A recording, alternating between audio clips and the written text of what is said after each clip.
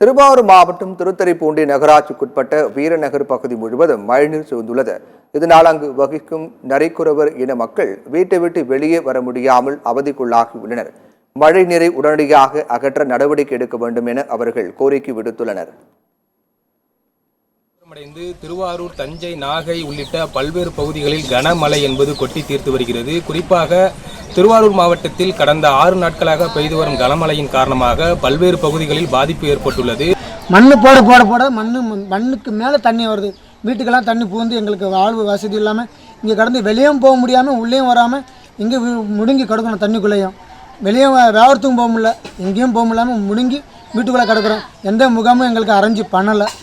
இதை போட்டுக்கோங்க, எந்த கலெக்டர் மேடம் கிட்ட ஒரு மனு கொடுத்து வந்திருக்கோம். இடம் காட்ட சொல்லி நல்ல ஒரு தொகுப்பான வீடு, நல்ல ஒரு பட்டான இடத்த காட்டு விடுன்னு சொல்லி கலெக்டர் மேடம் மனு கொடுத்து வந்திருக்கோம். நேரடியாக போய் மனு கொடுத்து வந்திருக்கோம். பல்வேறு நோய்கள் ஏற்படுவதாகவும் இவர்கள் குற்றம் சாட்டுகின்றனர்.